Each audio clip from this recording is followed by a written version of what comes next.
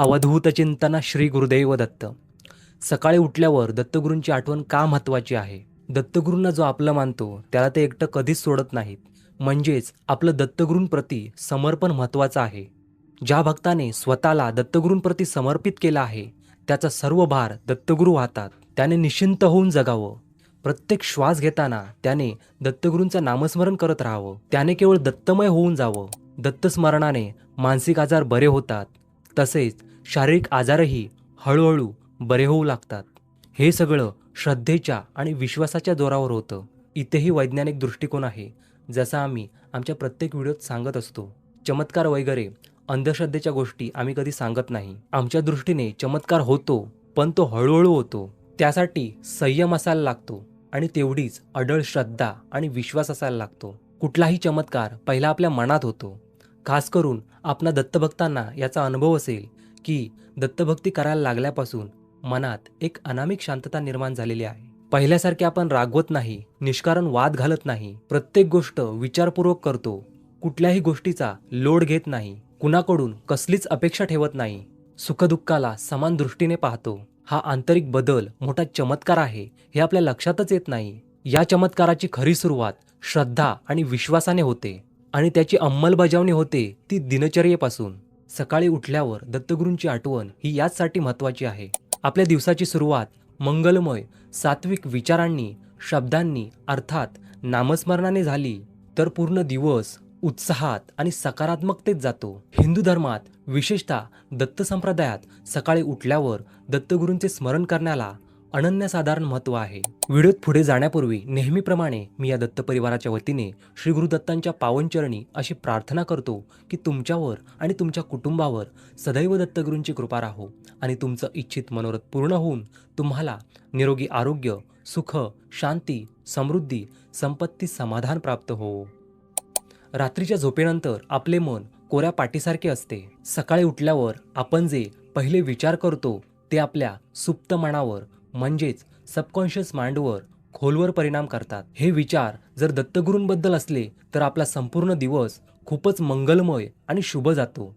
जर आपण सकाळी उठल्यावर काळजी, भीती आणि कामाचा ताण घेतला तर दिवसभर आपण अस्वस्थ राहतो. याउलट आपण दिगंबरा दिगंबरा श्रीपाद वल्लभ दिगंबरा अवधूत चिंतन श्री गुरुदेव दत्त या नामाचा उच्चार केल्यास मनात साचलेली नकारात्मकता नष्ट होते. दत्तगुरू आजच्या दिवसात जे काय घडवतील ते माझ्या हिताचंच असेल, माझ्या भल्याचंच असेल हा विश्वास आणि या जगात प्रत्येक क्षणाला जे काही चाललं आहे ते त्यांच्याच इच्छेने चाललं आहे ही श्रद्धा आपल्याला दिवसभर सकारात्मक ऊर्जा देते आणि आपला दिवस खूपच चांगला जातो. आणि चुकून मनाविरुद्ध गोष्टी घडल्या तर त्याचं आपल्याला एवढं काही वाटत नाही, कारण आपली संपूर्ण जबाबदारी आपण त्यांच्यावर सोपवलेली असते.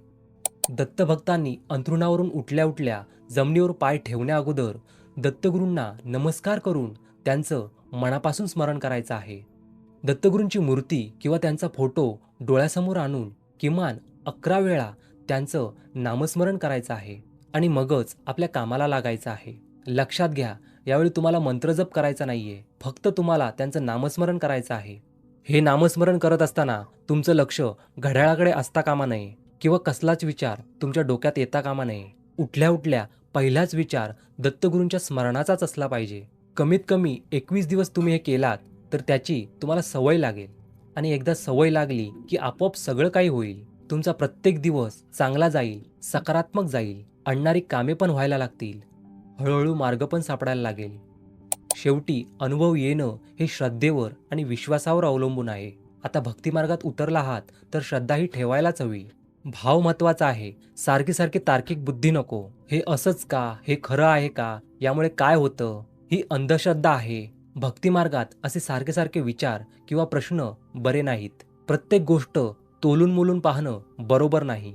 भक्तिमार्गात जेव्हा चमत्कार वगैरे गोष्टी दाखवल्या जातात, एखाद्या गोष्टीची मागणी केली जाते, तेव्हा या तार्किक बुद्धीचा उपयोग केला पाहिजे. अन्यथा या बुद्धीने तुमची आध्यात्मिक प्रगती होणार नाही. भक्तिमार्ग हा भावनेचा खेळ आहे. इथे सर्वात श्रेष्ठ मानला जातो तो भाव. आपल्याला श्रद्धा आणि अंधश्रद्धा यातील जर फरक कळत नसेल तर आमचं स्पष्ट मत आहे की आपण भक्तिमार्गापासून दूर राहावे. अध्यात्माची इमारतच मुळी श्रद्धा, विश्वास आणि भाव यांच्यावर उभी असते. तुम्ही जर भगवंताची श्रद्धायुक्त भावनेने भक्ती केली तर त्याचे फळ 100% मिळणारच. आणि मुख्य म्हणजे भक्ती ही केवळ भौतिक स्वरूपाची नसावी. अर्थात पूजा अर्चा हे सर्व कर्मकांड.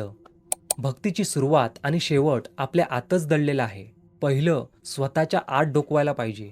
स्वतःमध्ये स्वतःचा शोध घेतला पाहिजे. तिथूनच तुम्हाला भगवंताची अनुभूती यायला लागेल. आपण निष्कारण भगवंताला बाहेर शोधत असतो, तो आपल्या आतच असतो. हे आपल्याला कधी कळतच नाही. म्हणून भगवंताचे नुसते स्मरण करू नका, त्याची आतमध्ये जाणीव घ्या. तो आपल्या आतच आहे आणि तिथूनच आपल्याला मार्गदर्शन करत आहे. मग तो विचारांच्या रूपात असो वा भावनेच्या रूपात असो. मी अशी आशा करतो की आपल्याला हा व्हिडिओ आवडला असेल. जर आपल्याला हा व्हिडिओ आवडला असेल तर या व्हिडिओला लाईक करा आणि या चॅनलला सबस्क्राईब करून या दत्त परिवाराचे सदस्य व्हा, जेणेकरून तुम्हाला अशाच अर्थपूर्ण व्हिडिओ पाहता येतील. आमच्याकडून काय चूक घडली असेल तर क्षमा करा आणि हा व्हिडिओ जास्तीत जास्त भक्तांपर्यंत पोहोचवा, जेणेकरून त्यांनाही याचा लाभ होईल. श्री गुरुदेव दत्त.